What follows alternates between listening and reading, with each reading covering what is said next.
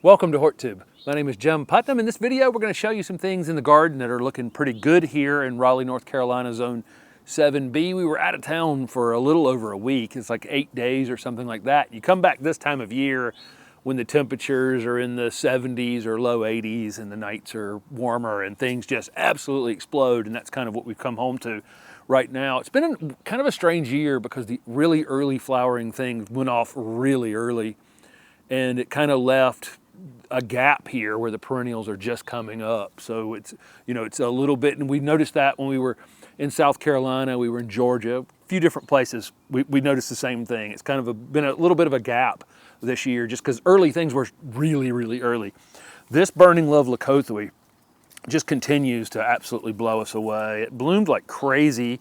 It was full bloom when we left and was looking absolutely gorgeous. It has these kind of typical ericaceous flowers that hang down. They're little bell-shaped flowers. You'll see this on pieris. You'll see this on blueberries, lots of different plants. You'll see this on.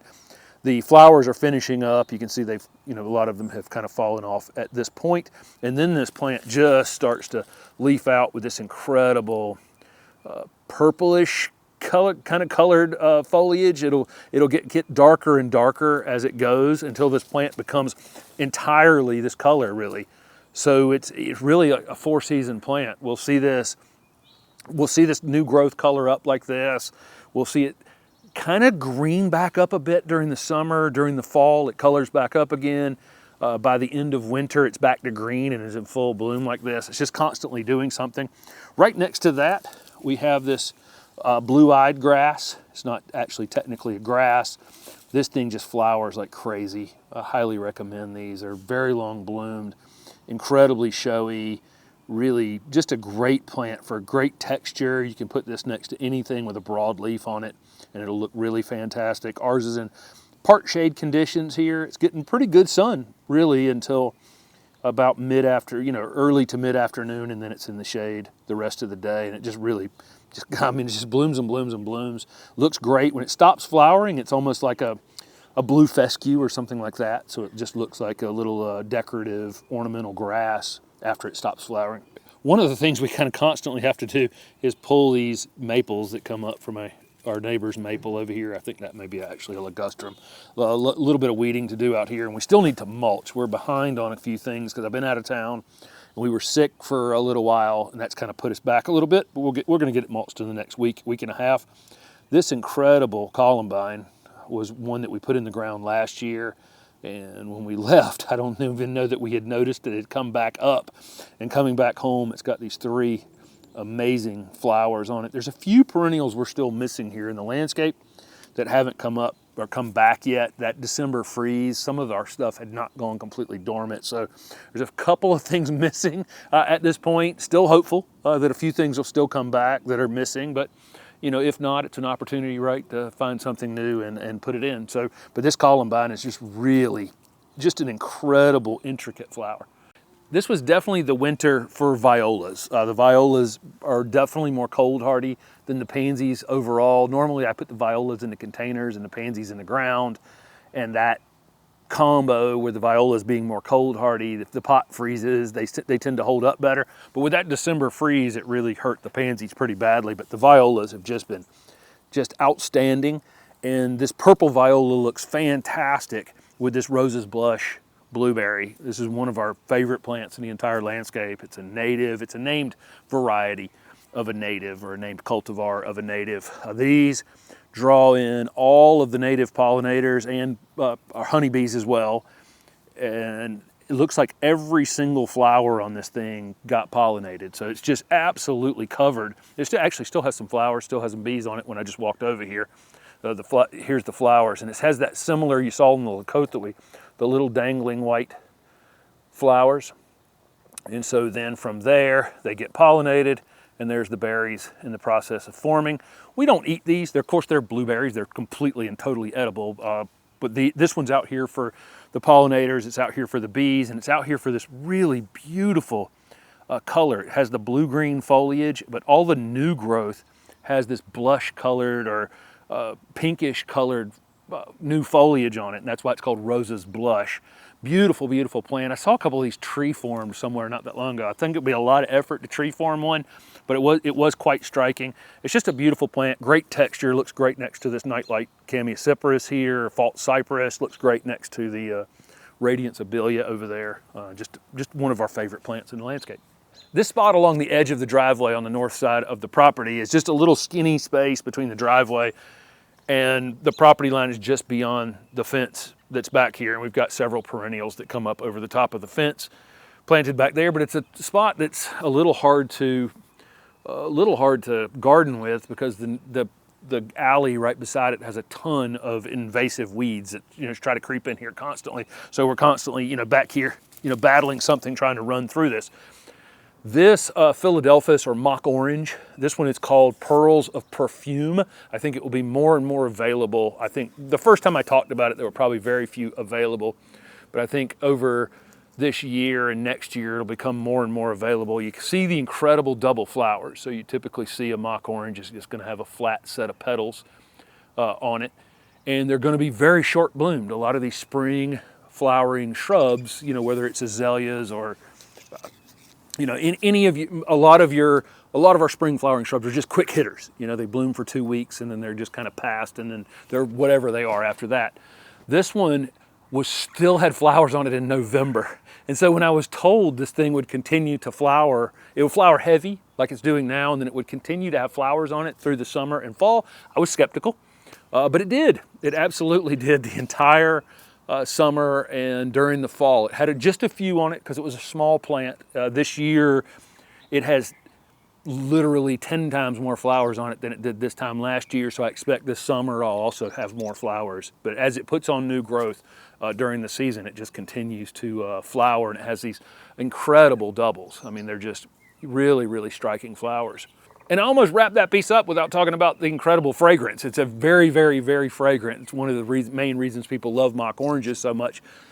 Make sure you're smelling the one you're buying, because some of them seem to be less fragrant than some of the old varieties used to be, but this one is very, very fragrant. I have to admit, Solomon seal is not one of my favorite plants. It can be a bit of a bully in the landscape. I know many, many people love it.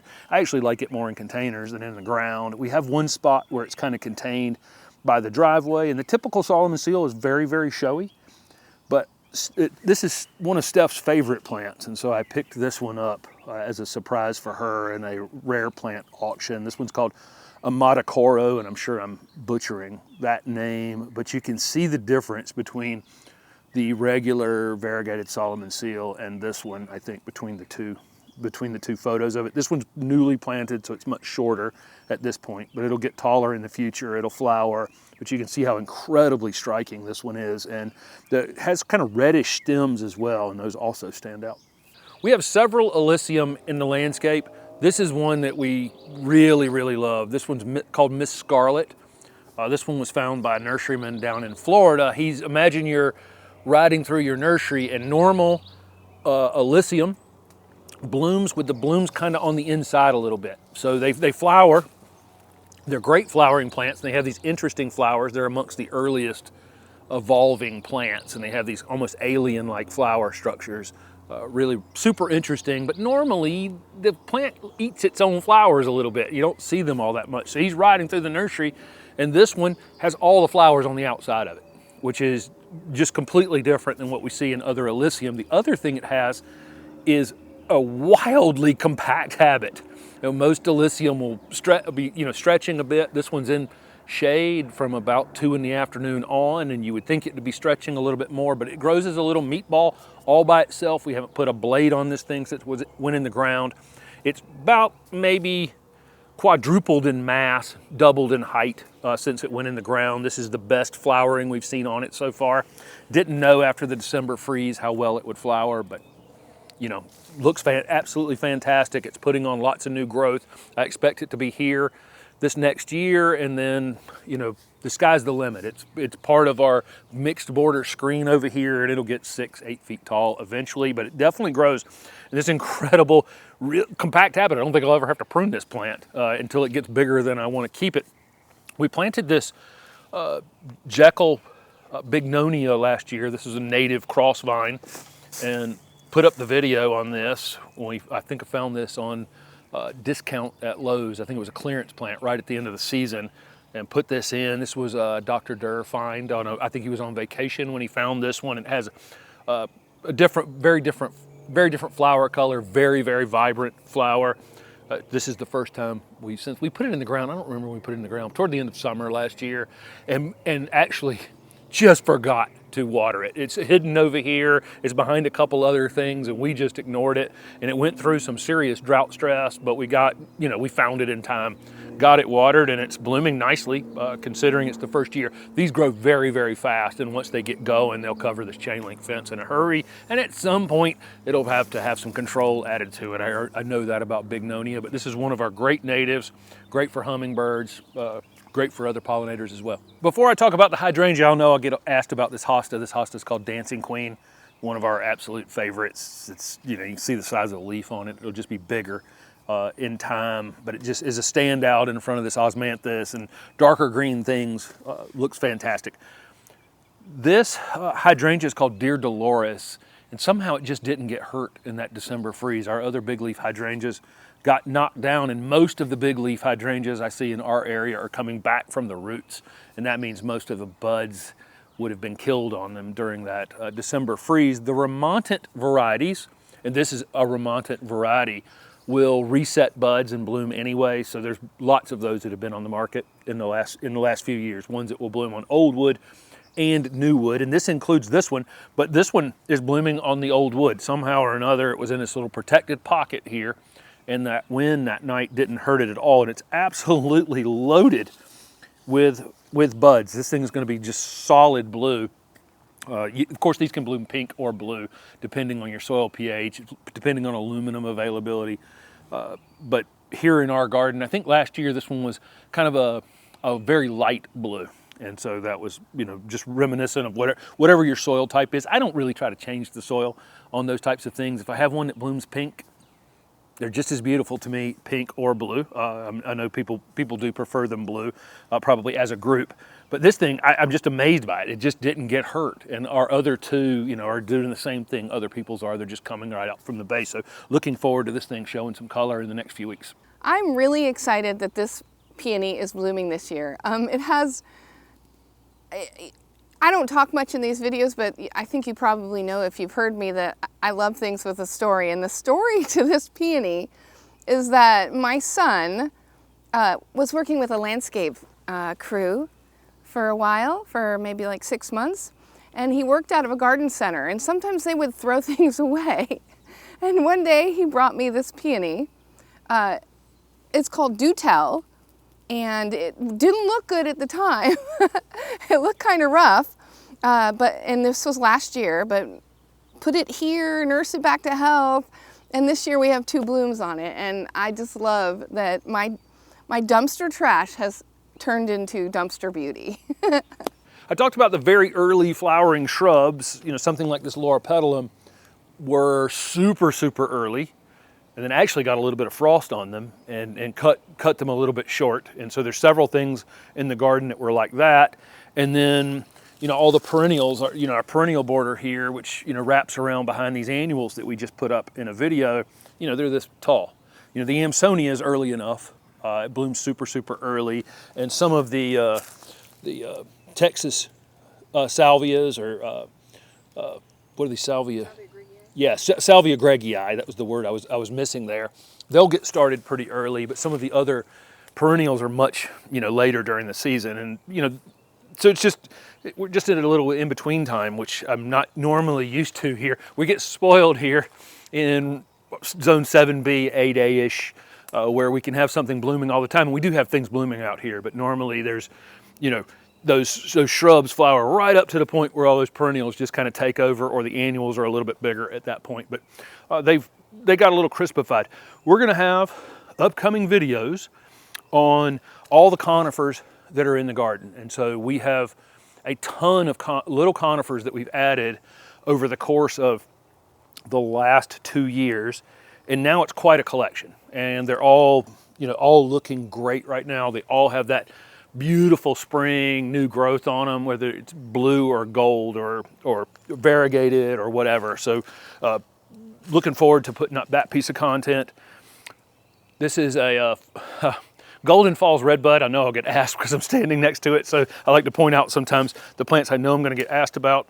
Our other peonies, some of them have already bloomed out, or some of them haven't opened yet, but I put up a video about transplanting peonies a couple years ago. That video's been watched a lot over that time, but they're all finally, you know, this big. I divided them in that video, and now they've grown quite a bit.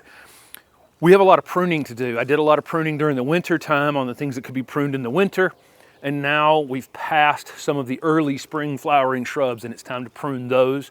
So I'm going to show that. We've tree formed several things in this garden over the last couple of years.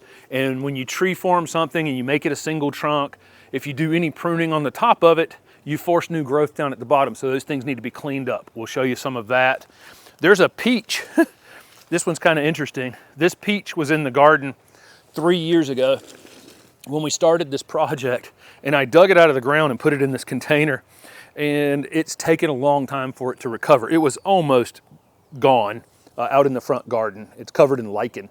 It had been out there and just not grown, but it actually has 5 peaches on it, so that's kind of interesting this year. I think it'll go back in the ground this year. It was just sitting in this pot, but it's finally starting to put on some growth. It's finally responded to, you know, better conditions, and actually it has 6. We're at 6 peaches, but beautiful plant.